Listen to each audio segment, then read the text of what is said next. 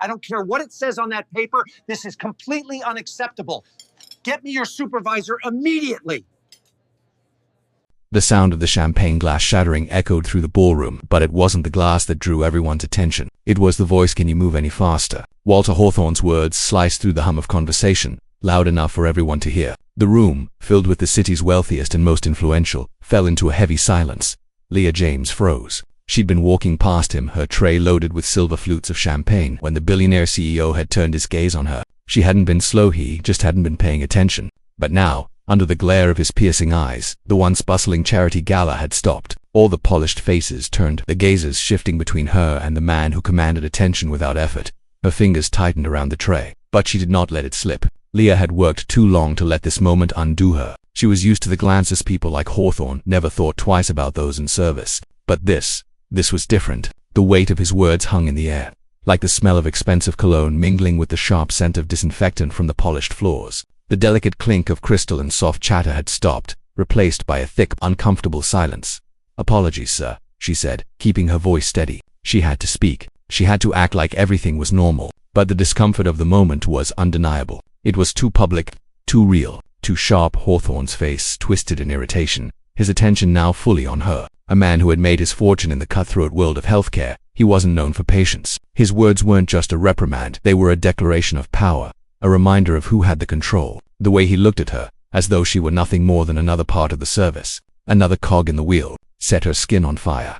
The guests, unfazed, returned to their drinks and polite conversation, oblivious to the tension in the room. They were too used to this, too used to watching the world divide itself into the haves and the have-nots. To them, this was just another moment in the routine of wealth, status, and charity. But Leah knew the truth, and it stung. Walter Hawthorne didn't know who she was. He didn't know that it was her, the woman he'd just humiliated, who was funding the very hospital wing he'd proudly named after himself. She'd written the checks, but she'd never sought recognition. She believed in giving without needing the spotlight. Yet, here she was, just another face in the crowd, barely acknowledged, publicly belittled. The irony was thick in the air between them, so heavy that for a second, Leah felt the weight of it pressing on her chest. As she turned to walk away, her shoulders tight, she heard a faint laugh from one of the guests. It was a small sound, but it burned.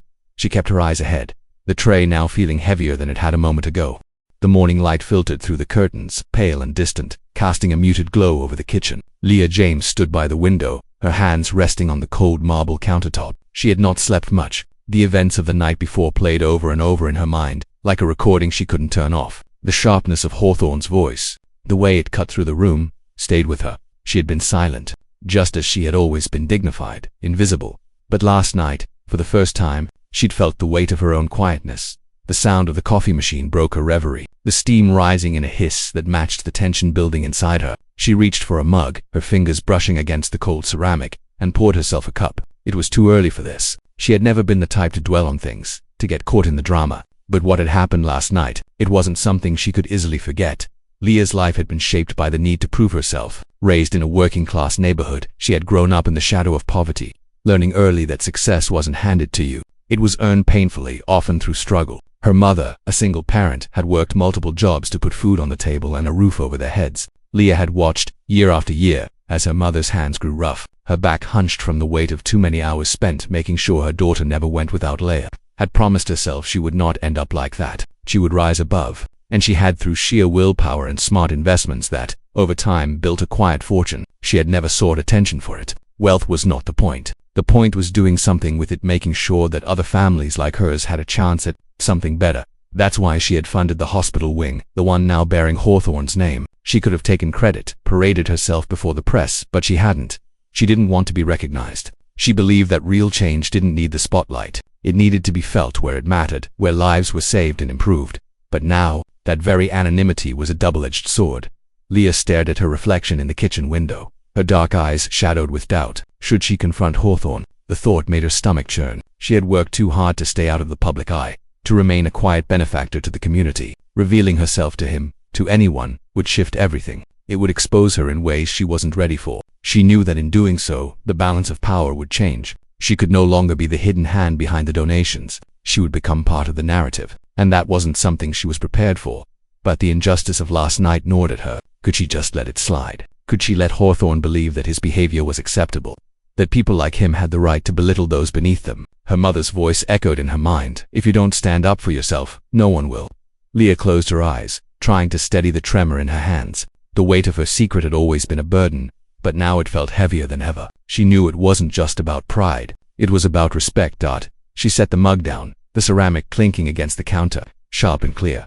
The decision was hers to make, but she wasn't sure she could carry it alone. Confronting Hawthorne could shift everything, could expose her, could make her a target. But what if it didn't? What if it finally forced him to see the world from someone else's perspective, to understand the cost of his arrogance? The answer wouldn't come easily. Leah knew that. But for the first time in years, the weight of her silence felt like something that could no longer be carried in the shadows. The tension in her chest, the unease that had settled deep within her, could no longer be ignored.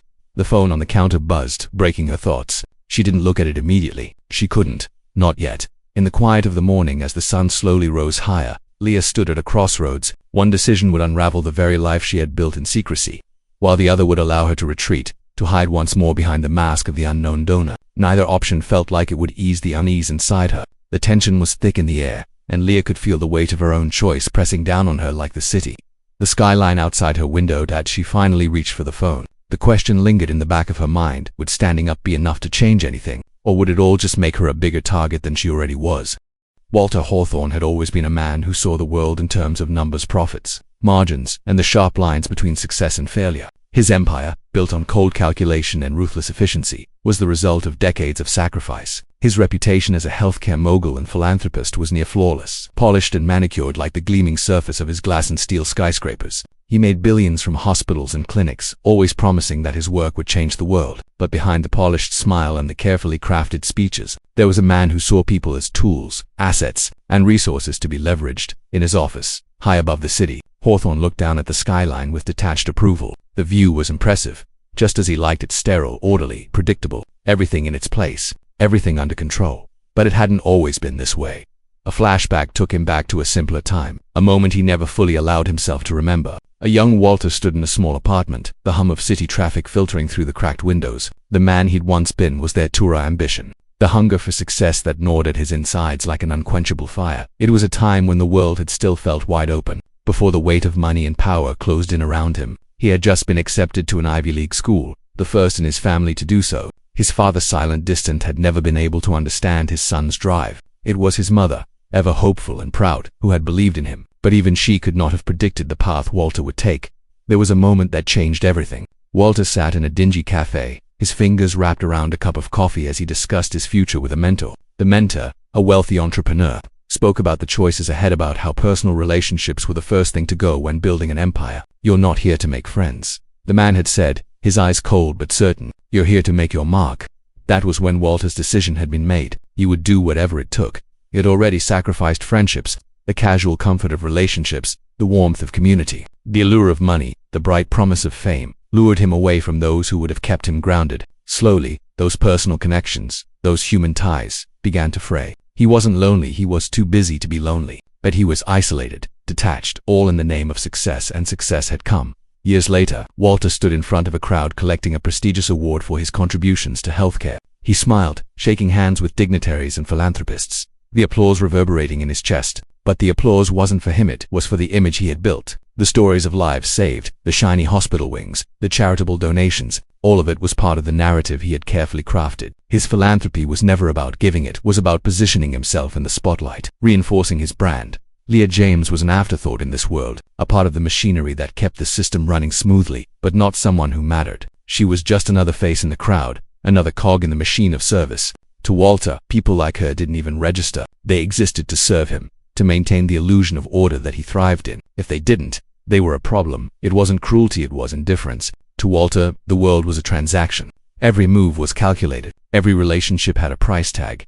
And that was why he had spoken to Leah the way he did the night before. Her discomfort was irrelevant to him. She was just part of the system. She was there to serve, not to be seen or heard. The idea that someone like her could have power, could be a part of his story, was a concept he couldn't quite grasp. As Walter sat in his office, watching the sun dip behind the horizon, he considered the future. His empire was growing, expanding into new cities, new markets. But beneath it all, a nagging feeling lingered, like a crack in the surface of a perfect glass. He had built this empire with ruthless efficiency, but now, as he looked at the reflection of his own face in the window, he wondered, what had it cost? He turned away from the view, shaking off the thought. There was work to be done. There always was. The Empire was waiting, and Walter Hawthorne, for all his accomplishments, was still a man who measured everything in terms of success and failure. There was no room for not yet.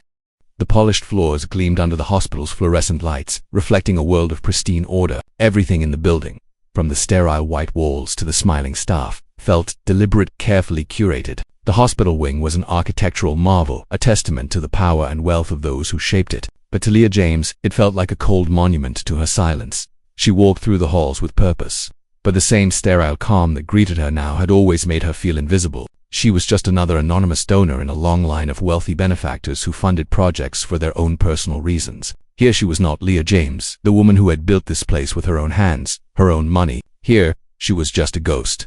The nurses and staff greeted her with polite smiles, their eyes distant, already moving on to the next task. No one asked her name. No one seemed to recognize her. No one saw her as anything more than the woman who occasionally dropped off a check. That's how it always was. Her anonymity was her shield. But today, it felt like a weight as she approached Hawthorne's office. The tension in her chest grew tighter. This was it. She had come here with a purpose. She was not just going to let what happened last night go unaddressed. The humiliation that disregarded was more than a personal slight. It was about something much bigger, a reminder of how easily people like her could be ignored. How people like him, people with wealth and power, had no regard for those beneath them. Leah took a breath before she knocked on the door. "Come in." Hawthorne's voice rang out from the other side, warm but distant, as though she were just another appointment in his calendar. She pushed the door open. Hawthorne looked up, his sharp features framed by the bright light of the office. His eyes narrowed when he saw her. "Miss James," he said, standing and offering a hand, his smile just short of being genuine. Leah shook it briefly, but there was no warmth in her grip. She knew he didn't recognize her. That was part of the problem. "I'm sure you're wondering why I'm here," Leah began, her voice calm but firm. The room was suffocating with silence, as if the walls themselves were waiting for what would happen next. "I didn't come here to discuss the hospital wing," she continued, her eyes locking onto his, steady and unwavering. "I came here because of last night. You humiliated me in front of a room full of people." Hawthorne's brow furrowed. He opened his mouth to respond, but Leah held up a hand, stopping him. "She wasn't here for excuses. I don't need an apology," she said, her voice colder now. "What I need is for you to understand something." She took a step closer, her presence commanding the space between them. "You don't get to treat people like me that way, just because you think you can. I'm the reason this hospital wing exists. I'm the one who paid for it." The words hung in the air, sharp and final. Hawthorne froze, his expression shifting from surprise to disbelief. The shock on his face was unmistakable. He stood there for a long moment, processing the information. Then, as if the gravity of the situation had finally begun to settle in, he blinked rapidly, his thoughts racing. He'd never made the connection, ever once considered that someone like her, someone who moved silently in the background, could be the very force behind his empire. Leah could see the flicker of realization in his eyes. And in that moment, the power dynamic between them shifted. For the first time, Hawthorne wasn't the one in control. The high-rise view from his office, the gleaming reputation he had spent years building, all of it seemed to fade into the background. Leah's presence, quiet but undeniable, held the room in a stillness he couldn't break. The tension between them grew, thick and heavy. Hawthorne's hand fell to his side, as though he had been caught off guard in a game he thought he was winning. He looked at her, and for the first time, the weight of his actions seemed to sink in. The man who had spent years commanding power over others, who had thought of people like Leah as nothing more than a means to an end, was now faced with the quiet strength of someone who had chosen to remain in the shadows, in dignity, while he had basked in the spotlight. Leah's words, though quiet, were more powerful than anything he could muster. In that moment, Leah realized something else too. The silence she had carried so long, the decision to remain anonymous, wasn't just an act of generosity. It had been her strength. It had been the very thing that allowed her to rise above the noise, to hold her ground in a world that expected her to be unseen. She saw the flicker of guilt in Hawthorne's eyes, the shift in his posture as he tried to reconcile the man he thought he was with the reality in front of him. But Leah didn't need him to change right now. Not yet. This moment was about making him see, and perhaps that was enough. Walter Hawthorne's mind raced as the door to his office clicked shut behind Leah. She had left him standing there, her words lingering in the space between them like a cloud of smoke he couldn't clear away. She had said it so calmly, so deliberately. "I'm the one who paid for this hospital wing, not you." The weight of her revelation pressed down on him, suffocating the air around him. For a moment, he couldn't breathe. He stood motionless, eyes staring at the empty space where Leah had been, his mind struggling to process the truth. This was not how it was supposed to go. He was the one who built the empire. He was the one who was supposed to be in control. Leah's voice echoed in his head. "You don't get to treat people like me that way."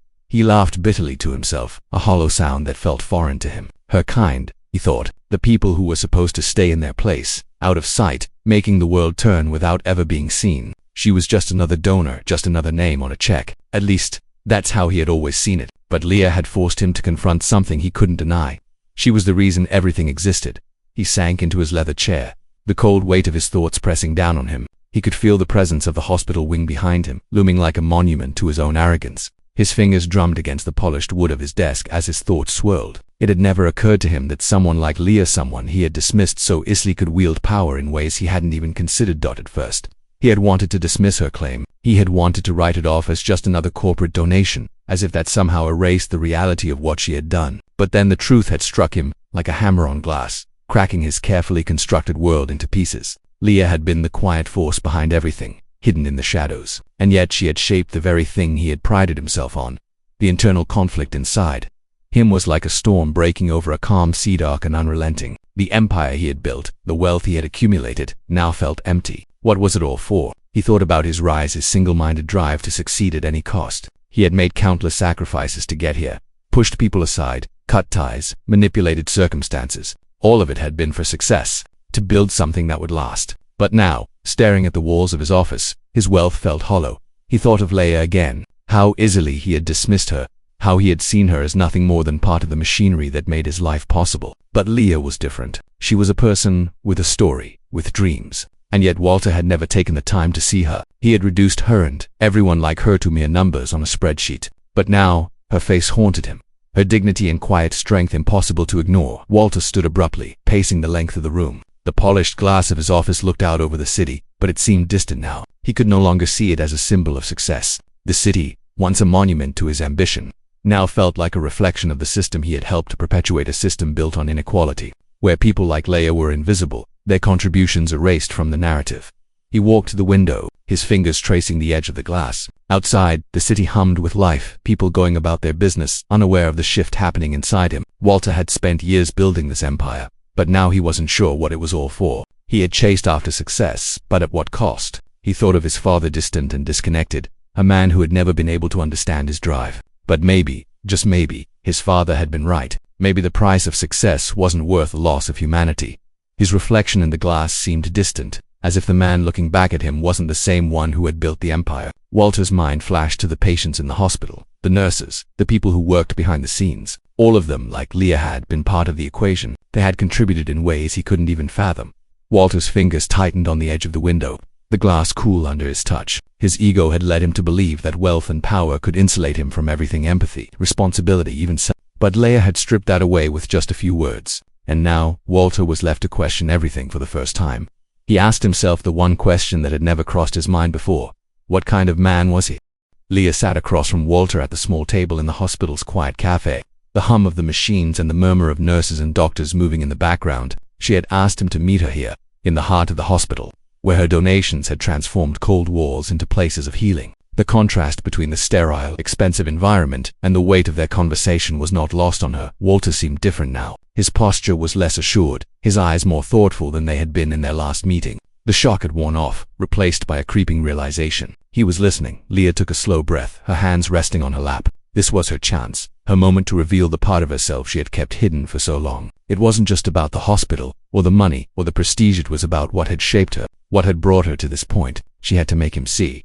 I grew up in a small apartment, Leah began, her voice calm but heavy with the weight of memories. My mum was a single parent. She worked 2 jobs just to make sure I had enough to eat and a place to sleep. She was always tired. She never had time for herself. But she never complained. Not once.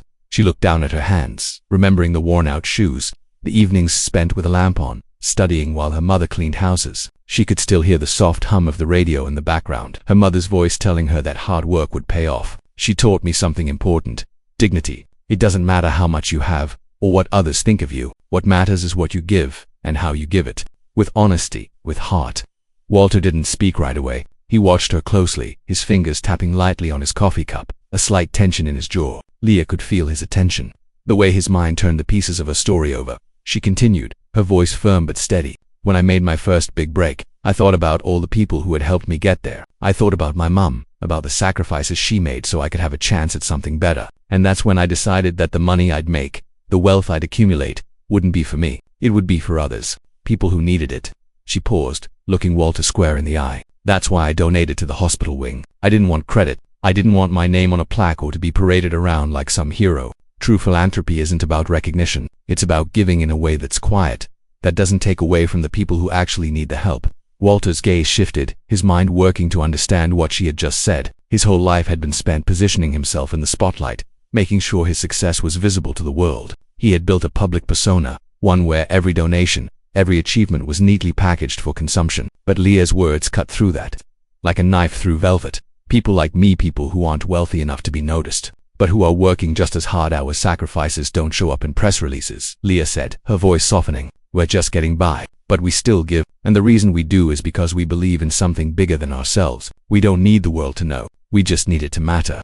Her words settled into the air between them, heavy and true. For the first time, Walter saw what he had never allowed himself to see before. It wasn't just the money that built hospitals or funded wings, it was the quiet, unseen sacrifice of people like Leah, who had given without expectation. And it wasn't just about charity, it was about dignity, about living for something beyond recognition, beyond status. Walter shifted in his seat, the weight of his own actions pressing in on him. He thought about his career, about all the times he had gone after success without considering the human cost, the way he had dismissed people like Leah, seeing them as tools to further his own agenda. He had built his empire on the belief that image was everything, that appearances mattered more than anything else. But now, as Leah spoke, he began to realize how wrong he had been. The world wasn't built on headlines or plaques. It was built on sacrifice, on those who worked quietly, unnoticed, but whose contributions were the very foundation of everything he had accomplished. Walter took a deep breath, the weight of his internal conflict more intense than ever. He had spent his life chasing power, prestige, and recognition, all while losing sight of what truly mattered.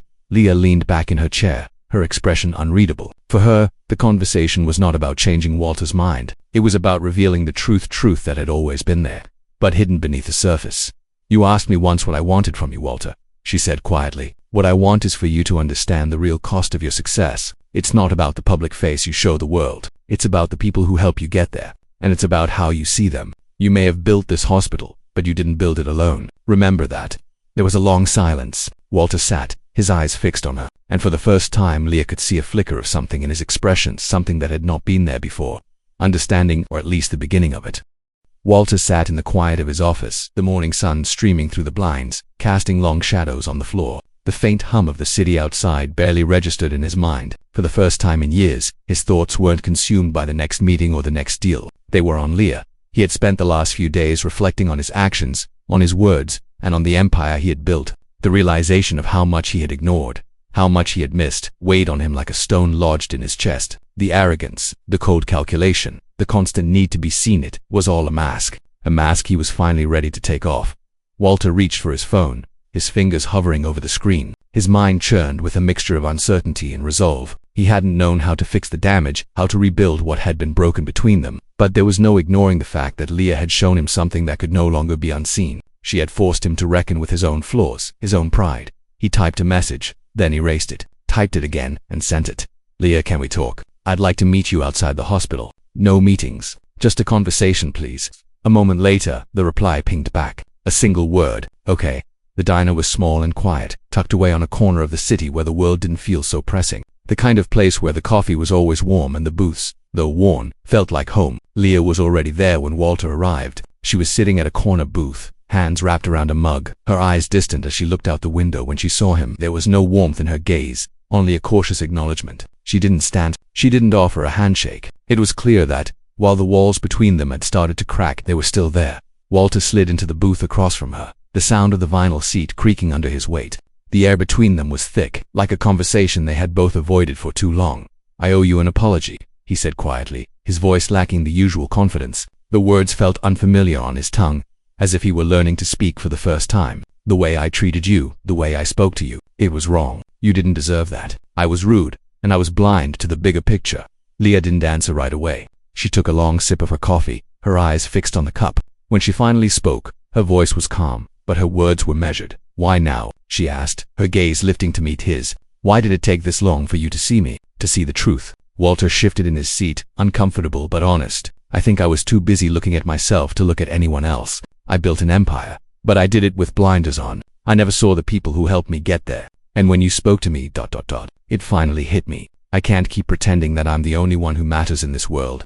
Leah nodded slowly, her fingers tapping gently on the mug. The silence between them stretched, but it wasn't awkward. It was filled with understanding. They both knew the weight of their words, the responsibility of what they were beginning to rebuild.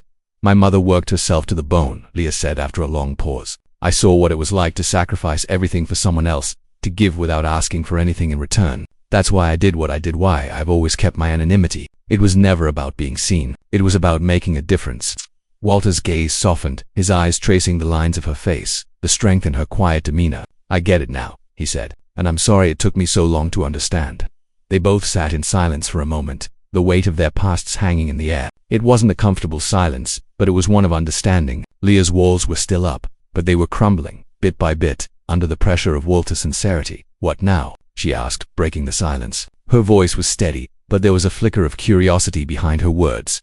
Walter's response came without hesitation. Now, I do better. I change how I run my company. I want to restructure everything, not just for profit, but for the people who work for us, for the patients we serve. I want equality. I want to make sure that the people who do the work are seen, are heard. Leah looked at him carefully, weighing his words. She had seen enough people in power promise change only to revert back to old habits. But there was something in his eyes now, something that hadn't been there before. Maybe it was the beginning of something real. You can make a difference, she said slowly. But you can't do it alone. You'll need to listen to the people who are really doing the work.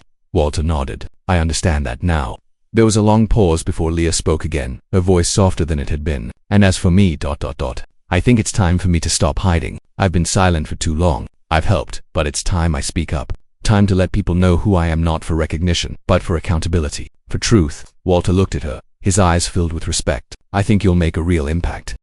The press conference room was packed, the air thick with anticipation. Cameras flashed, microphones jutted out like sentinels, and a murmur of voices filled the space, eager to capture the latest announcement from Walter Hawthorne. His face was familiar, polished and confident, but today, there was something different in his posture. His hands rested calmly on the podium, and there was no trace of the arrogance that had once defined him. Instead, there was an undeniable sense of purpose. Leah James stood beside him, no longer a shadow, no longer anonymous. She was the focal point now, not just the donor who had quietly written checks in the past, but a voice of power and advocacy. The once cautious silence that had clung to her had been replaced by a determination that radiated with every word she spoke, every glance she exchanged with Walter. They were partners, now no longer adversaries, no longer strangers forced together by circumstance, but allies in a fight for something greater. The cameras clicked in a flurry as Walter took the microphone, his voice steady and measured. Today marks the beginning of a new chapter for our hospital and for healthcare in our country. Together with Leah James, we are launching an initiative that will expand access to medical care in underserved communities. But it's more than just about access. It's about fairness. It's about ensuring that those who provide care, the nurses, the doctors, the staff, are compensated as they deserve. The room fell into a rare silence as the weight of his words hung in the air. There were no empty promises here. No speeches about grand ambitions or future goals. Walter Hawthorne, the healthcare mogul, was talking about something real. Something rooted in the lived experiences of people who had been overlooked for far too long. Leah stepped forward, her voice quiet but resolute. We have spent too long ignoring the people who make this system work. The doctors, the nurses, the support staff, they deserve to be treated with the same respect we give our patients. This initiative isn't just about funding. It's about creating a system where everyone has a seat at the table, where dignity isn't a luxury, it's a given. Her words hung in the room like a challenge, a call to action. Walter glanced at her, and for the first time there was no hesitation in his eyes. He wasn't just standing beside her for show. He was standing beside her because he believed in what she was saying, because he had seen, in the months since their first meeting, how much he had missed. He had seen the value of listening, of understanding, and of putting people before profits. The board members exchanged glances, some nodding in agreement, others uncertain. But there was no turning back now. The change had begun. And it wasn't just in the policies Walter would enact. It was in the way they both approached the work through a lens of equity and fairness, not just numbers and growth. As the meeting drew to a close, the room erupted in applause. Walter and Leah stood together at the front, their hands clasped in a show of unity, a visual reminder of the work they had done to transform their fractured relationship into a genuine collaboration. But the applause wasn't just for the initiative. It was for the change that had occurred in both of them. The transformation from two people driven by ego and transactional motives to two people who had learned the value of humility and partnership the next day. The press release hit every news outlet. The headlines hailed the new initiative, calling it a groundbreaking move in healthcare. But behind the headlines, the real work was already taking place. Staff members were being informed about pay raises and benefits. Medical teams were being asked about the challenges they faced on the ground. The first steps toward a more equitable healthcare system had been taken. Weeks later, Walter walked the halls of the hospital, not as a distant figurehead but as a man who had come to understand the weight of his words. He stopped to talk to nurses, doctors, staff people who had once been invisible to him. He thanked them for their work, for their sacrifices, and for their dedication. He was no longer the man who had looked at his employees as tools to climb higher. He was the man who saw them as human beings. Leah walked alongside him, her stride confident. She was no longer hidden behind a veil of anonymity. Her voice had been heard, and it was making a difference at the end of the day. As they stood in front of the hospital wing, the one she had funded, the one that had once been a symbol of her silent giving, Walter turned to her. "I never thanked you properly," he said, his voice quieter than it had been in front of the cameras. "Not for what you've done, not for who you are." Leah met his gaze. There was no need for grand gestures anymore. They both understood what had changed. "You've done the hard part," she said simply. "You've listened. And that was enough." As the camera pulled back, the hospital wing stood as a monument, not just to the money that had built it, but to the real, meaningful change it now represented. It was a symbol of new beginnings, not just for healthcare, but for Walter and Leah. Their partnership was no longer one of convenience or circumstance. It was a partnership forged in truth, in respect, and in a shared vision for a better future. The hospital wing hummed with life. Patients moved through its halls, some with cautious steps, others with the eager energy of new hope. Nurses and doctors worked in rhythm, their faces focused but kind. The sterile white walls that once seemed so empty now felt full of stories, of people whose lives had been touched in ways Walter Hawthorne had never understood. Leah James stood in the center of it all, her hands resting lightly on the polished railing that ran alongside the corridor. She looked out at the activity around her, the energy of the space, a quiet echo of what she had envisioned all those months ago. It had taken more than money to build this place. It had taken belief in something bigger than herself, bigger than anyone. Walter joined her quietly, his footsteps soft on the floor. He said nothing at first, just stood beside her, letting the weight of the moment settle in. The soft sound of footsteps, the distant murmur of voices, it all felt different now, not just because the hospital had grown, but because both of them had grown too. "This place," Walter finally said, his voice low, "it's not just about buildings or donations. It's about something that goes deeper." Leah turned to him, her gaze steady. "It's about people," she said simply, the words carrying the weight of years of silence. For a long moment, neither spoke. They didn't need to. Everything had changed, but not just the hospital. The people they had been when they first met. When Walter had scorned her for simply doing her job, they were different now, too. Leah's mind wandered back to the first time she had stepped into this hospital, back when the wing was just a concept, just a dream wrapped in the quiet shadows of her anonymity. She had never wanted recognition. She had never wanted to be seen. The truth was, the only reason she had kept her identity hidden was because of how much it hurt to be invisible. To give so much of herself, and still be overlooked, was a sacrifice she had accepted long ago. But it was only after her confrontation with Walter, after they had faced their truths, that she began to understand the weight of her silence. Walter, too, had come to see that true justice wasn't just about power or public accolades. It wasn't about holding on to control or the illusion of superiority. It was about humility, about understanding that no single person could build something as meaningful as this alone. His empire, once defined by cold calculation and self-interest, was now driven by something more human, something rooted in fairness and the collective good. He took a step closer to Leah, the distance between them closing for the first time since they had met. "I thought success was about having it all," he admitted. "I thought it was about being the one in charge. But now, I see that's just an illusion. Success isn't just about building something that looks good on paper. It's about building something that lasts, something that matters." Leah nodded, the truth of his words sinking in. "It's about how you treat the people who help you build it," she added quietly. The quiet of the room wrapped around them, a moment of peace that neither had experienced before. They were no longer two strangers at odds with each other. They were partners in something bigger than themselves, something that had already begun to ripple outward, touching lives far beyond this wing. They stood together, side by side, looking out at the hospital. In the distance, the faint hum of the machines, the steady rhythm of Kirit, all felt like a promise of something better, something more meaningful than success alone. Walter turned to her, his eyes meeting hers. "I never realized what this could mean," he said, his voice sincere. "Not just the hospital, but everything." Leah met his gaze, her expression calm. "It's never too late to understand." They stood there for a while longer, the weight of their shared understanding settling in. The past couldn't be erased, but it had shaped them into something more. The hospital was a reflection of that change, of how far they had come, both personally and professionally. As the camera pulled back, the hospital wing stood in full view, no longer just a symbol of money, but of dignity, of truth, of a change that had rippled outward from a single, transformative moment.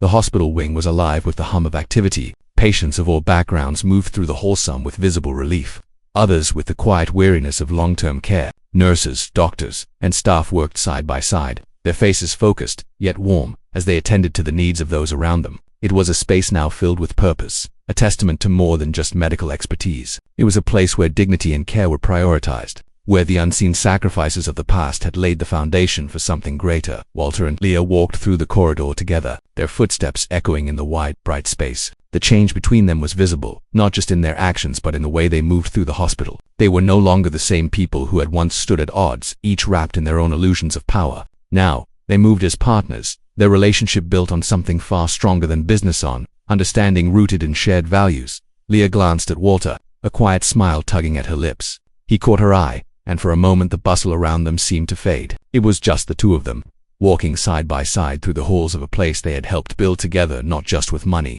but with respect for the people who made it all possible. "Look at this," Walter said, his voice filled with awe as he surveyed the activity around them. "It's more than I ever imagined." Leah nodded, her expression steady. "It's about the people who make it work, the ones who do the real work." They reached a nurse's station, where a doctor greeted them, offering updates on the patients. Walter asked questions with genuine interest, not for the sake of appearances, but because he wanted to know. The staff, in turn, spoke to him with respect, no longer a figurehead, but a person who had learned what it meant to listen, to truly hear. Their new healthcare initiative was already taking shape. Policies focused on equality, fair pay, and better working conditions for the staff. It was a long road ahead, but the groundwork was laid, and the first steps had already made a difference. The hospital wasn't just treating illnesses, it was treating people with the respect they deserved. As they moved down the hall, Leah noticed the change in Walter. He wasn't the same man who had once dismissed her, who had seen people like her as tools to further his ambitions. He had learned, and not just in the professional sense, he had learned the true cost of success, the impact of treating people with empathy and care. In him, she saw the change that was possible when someone took responsibility for their actions and had the courage to shift course. For Leah, the journey had been just as transformative. Her silence, her anonymity, had once been a shield. But in speaking up, in allowing herself to be seen not for the sake of recognition, but for the sake of truth, she had found a new sense of purpose. It wasn't just about the donations or the hospitals. It was about people. It was about standing up for the dignity of those who had been overlooked. The two of them reached the large glass window that looked out over the city. Below them, the streets bustled with life, a world far removed from the sterile calm of the hospital. Yet, in this space, they had created something different, a place where everyone had a voice. Walter turned to Leah, his expression genuine. "I owe you more than I can say. This everything is because of you." Leah's response was simple, but it carried the weight of everything they had learned together. "It's because of both of us." They stood there for a moment, looking out at the world below. The hospital wing had become a symbol, not just of their work, but of their growth, a reminder that change begins with a single moment, a decision to see things differently, and the courage to act on it. As they walked away from the window, side by side, it was clear that this was just the beginning. The impact of their partnership, of their shared commitment to justice and equality, was just starting to ripple outward.